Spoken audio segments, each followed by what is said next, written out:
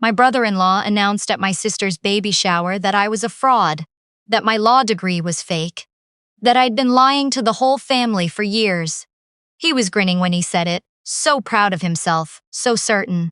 What he didn't know was that I was the junior Crown attorney, who had just finished building the case that was about to put his business partner in federal prison. And that the RCMP officer standing quietly by the door wasn't there for the canapes. The drive from Ottawa to my parents' place in Oakville takes about 4.5 hours on a good day. I made it in just under 4 because I left before the morning traffic, and because, honestly, I needed the time. I needed the highway and the flat gray stretch of the 401 and the bad radio to remind me that I was just going to a baby shower. Just a Saturday afternoon with my family. Nothing tactical. Nothing strategic. Just sandwiches and those little games where you guess the size of the pregnant belly with a ribbon. I hadn't told anyone I was coming from a deposition. I'd been in a windowless room in the Elgin Street courthouse until 11 the previous night, and I'd driven to the hotel, slept for 4 hours, and got back in the car before dawn. My blazer was hanging in the back seat. My badge and credentials were in my briefcase on the passenger seat, which I kept there out of habit. You stop leaving that stuff in the trunk after the second time someone breaks your window. I knew the shower was going to be complicated.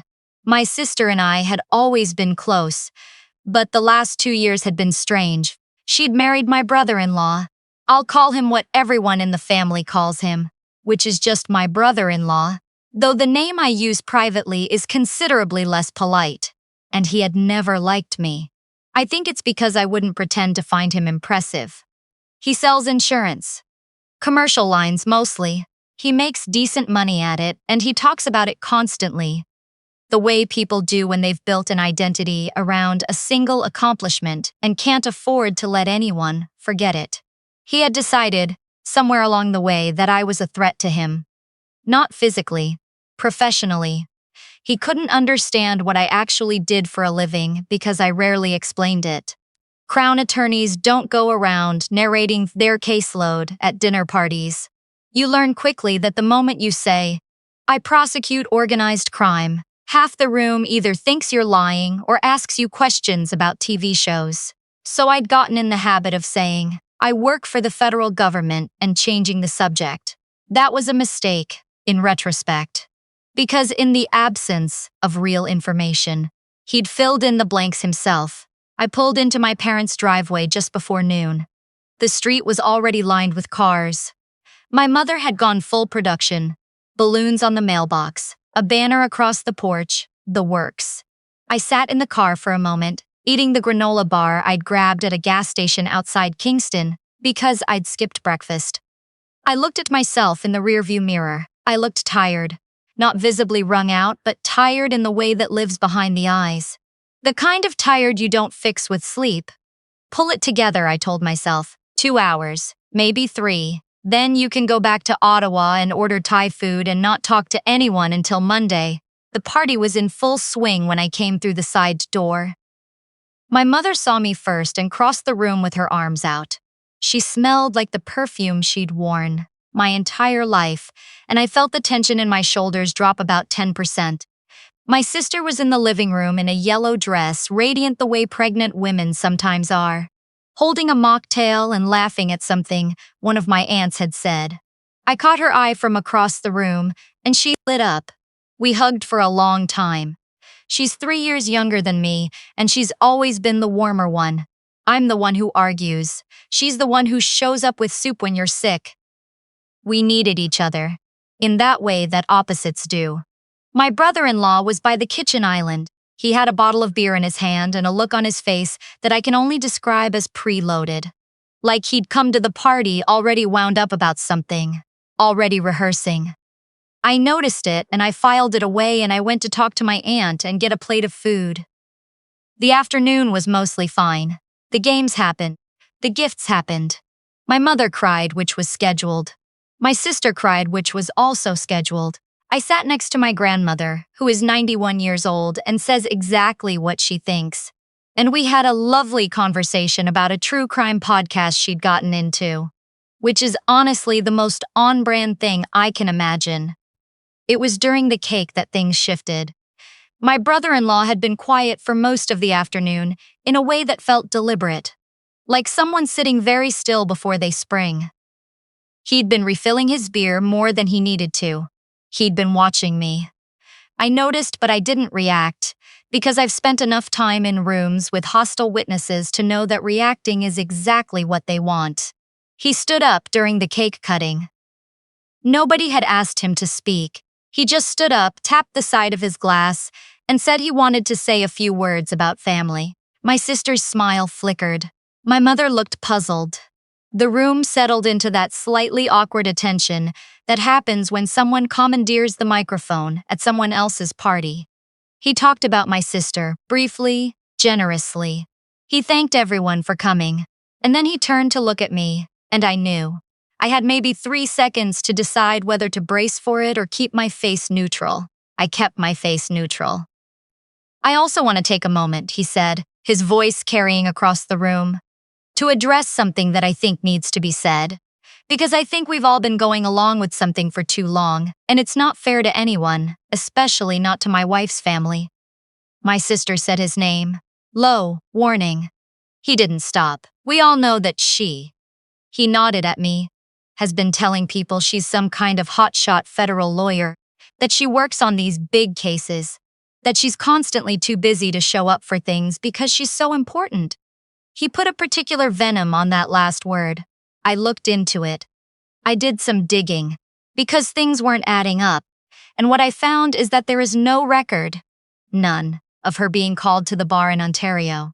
I checked the Law Society website. Her name isn't there.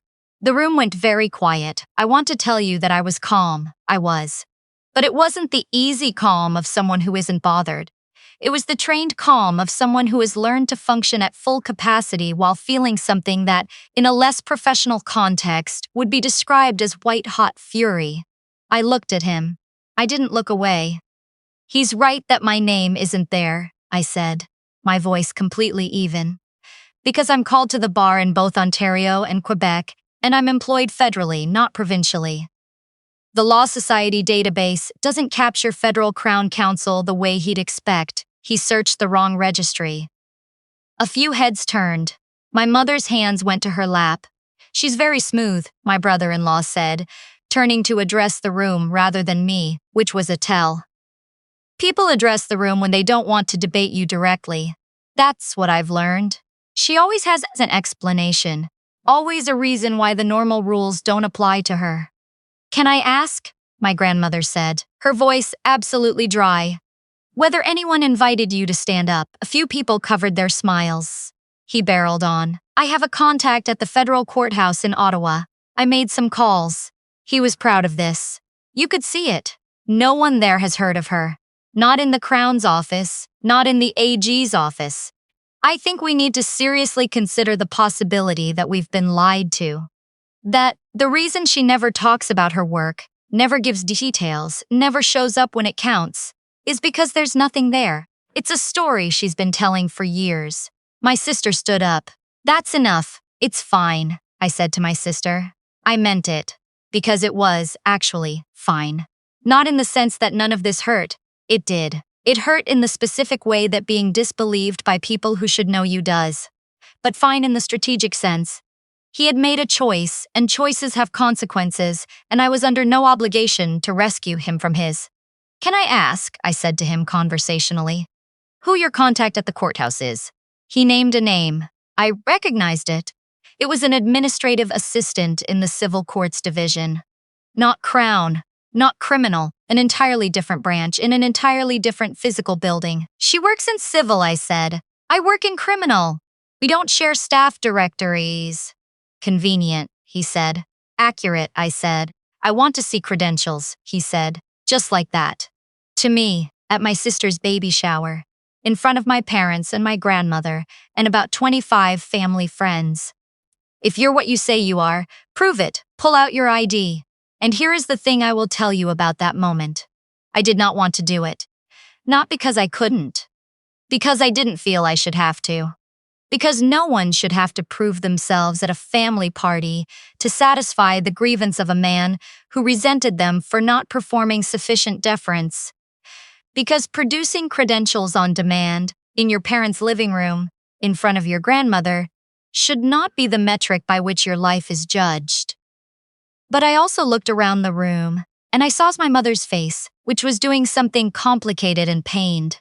And I saw my father, who had come in from the garage when the noise rose, standing in the doorway with paint on his hands, looking back and forth between me and his son-in-law, with an expression of helpless confusion. And I thought about the version of this that persisted if I didn't answer it, the version where there was always just a little doubt, a little whisper. She never actually proved it. I reached into my briefcase, which was sitting beside my chair, and I removed my federal identification. It's a hard card with a photo and a seal and a title. Crown Attorney, Public Prosecution Service of Canada. I held it up. I didn't hand it to him. He didn't deserve to hold it. You can read it from there, I said. He read it from there, and I watched his face go through 4 or 5 separate phases in about 2 seconds. Confusion first, then recalculation. Then something I can only describe as the specific panic of a man who has built a narrative and just watched it collapse. That could be a fake, he said. But his voice had changed. It was smaller. It could, I agreed pleasantly. You're welcome to call the PPSC directly to verify. The number is on the back. He didn't say anything.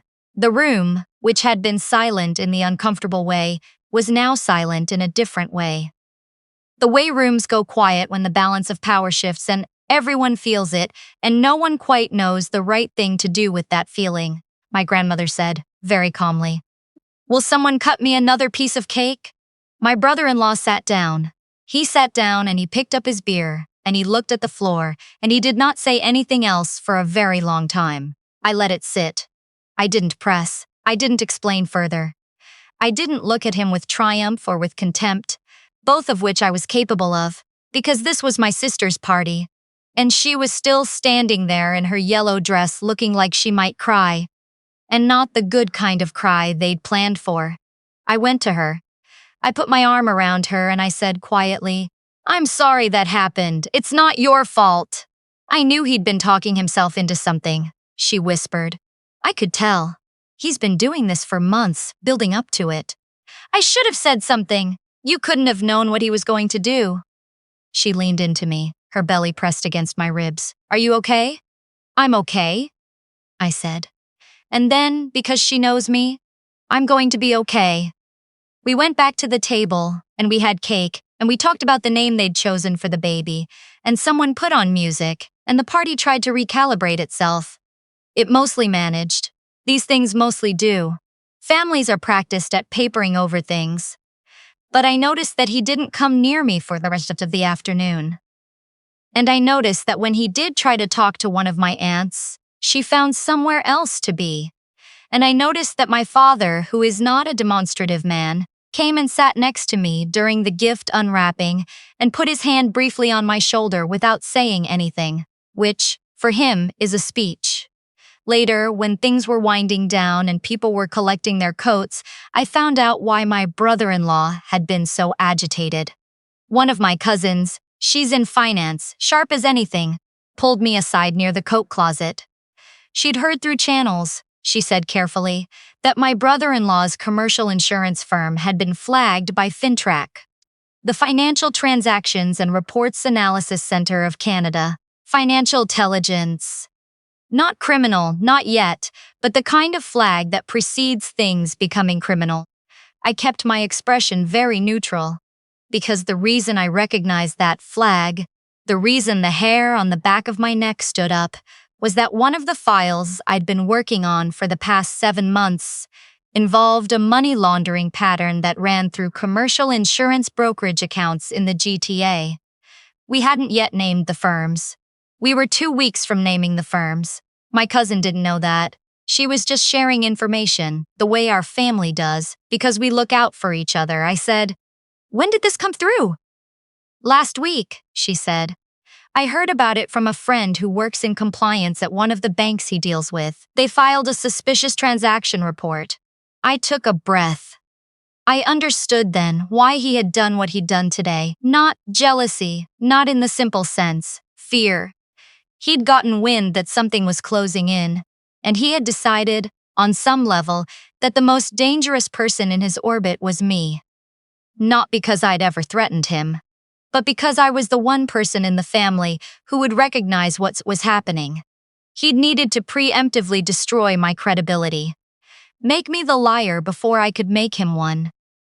He had stood up in my sister's living room and called me a fraud because he was terrified I was about to tell the truth about him. I drove back to Ottawa that night. I didn't stay for dinner. I told my sister I had an early briefing, which was true. I hugged her for a long time at the door. She smelled like the champagne-free sparkling cider she'd been drinking all afternoon. She held on an extra beat. "Whatever is happening," she said quietly, "take care of yourself first." "I will," I said. I didn't sleep much. I was back at my desk by 7 the next morning, and I called my supervisor before 8 and told him we might have a development on the brokerage thread. He asked if it was solid. I said it was developing, which was the honest answer. Over the following 10 days, 3 more suspicious transaction reports came in, all connected to the same cluster of accounts. The commercial insurance angle tightened, and then, during a routine review of the flagged entities, a name appeared in the corporate filings that made my stomach drop. The holding company, the one that controlled the brokerage network. My brother-in-law was listed as a director, not the principal, a director, which meant he might be peripheral, or he might not be. That was the job. Figuring out which. I disclosed the connection to my supervisor that afternoon. It's mandatory. The moment a personal relationship intersects with an active file, you put it in writing. I told him the full sequence. The baby shower, the public accusation, the conversation with my cousin. I did not minimize any of it. He took me off the file. Standard procedure. You can't prosecute something in which you have a personal stake. The file was reassigned to a colleague I trusted. And then I waited. It took another 3 months. I learned about it the same way the public did, which is to say through a press release from the Department of Justice announcing charges under the Proceeds of Crime, Money Laundering, and Terrorist Financing Act. 7 individuals named. One of them was my brother-in-law's business partner, the one who'd built the structure.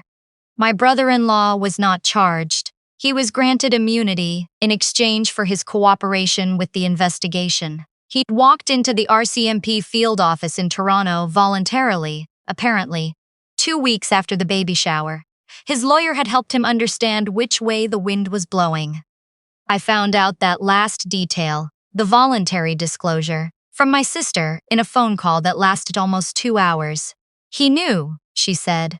She meant that he'd known for months that the investigation existed. He'd known because one of the named principals had warned him. He'd come to the baby shower scared and cornered, and he'd pointed at me because he needed someone to be the problem. "Are you okay?" I asked her. It felt inadequate. "No," she said honestly, "but I will be." We talked for a while about practical things. The baby was due in 6 weeks. She'd found a family lawyer. Their account situation was complicated but manageable. My parents were helping. She asked me at some point whether I was angry with her. For what he'd done, for the fact that she'd known something was wrong and hadn't warned me. "No," I said, and I meant it. "You are my family," she said. "I know," I said. Same answer. The baby was born on a cold Tuesday in late January. A girl 7 pounds even, with a truly remarkable amount of dark hair. My sister sent me a photo at 6 in the morning, and I looked at it for a long time in my kitchen with a cup of coffee going cold on the counter.